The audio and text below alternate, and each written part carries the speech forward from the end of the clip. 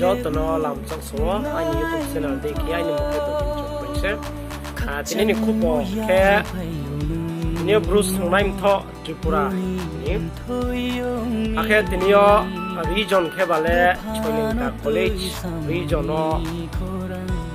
Bruce Kongwa cho tụi room saro lekha mo kaham kes no nen ba panda wa tinek thum panda khie chailengta college ni campus singo aro wa to tinek Bruce Naim tharo meeting khie thum panda khelayo aro kok makaham salayo Bruce Kongwa break khie snumo khabai haba karu ane ma khie aram boy tinek jo to takhum khu north east manangwa ke trek boy country go Bangladesh Myanmar go tongne ropo chini blue no snung thio tre haba kamainen ba panda boro tini kokti malayo ake kokti salayo tini yo kaya ba chu ya ke tong phiha no snung thino wo nang khru lai ye bingte beram klai phino tong phiha no chon nang khru lai ye snung mo jan jani soplong khe nen ba panda wa mam phano bera ye tinio bingta ata yode jeba poto khoksi thio pho tinio mam phakrio pho nang khulai ye maya chala ye ton anem ba panda wokhi tinio Bruce Naim tho bai ke chailengta region bai ke chailengta college region bai ke tuithe ye bo thum panda no khelai ye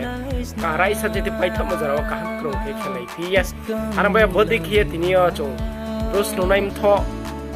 lo bo bayo akhe Mizoram mo phono Bruce Student Association tongo bodike Mizoram mo phono khewo arbo bodike talboyo de mas boyo de central committee ro khe region ro no visit khama nio taklai borsini oilama boro chailengta region visit khamo bai khie bo nio sachuk jara wo supaiha arbo joto no mai bijon bai bio Pwede talaga video niyo sa parang channel na kinirana. Arise, light and progress. Bruce nung nai mthoh. Jungle Bruce nung nai mthoh. Bruce nung nai mthoh. Jungle Bruce nung nai mthoh.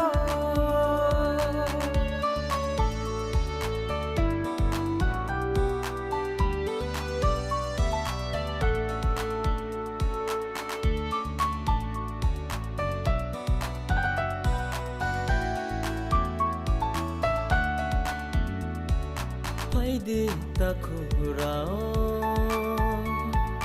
kaya tuyano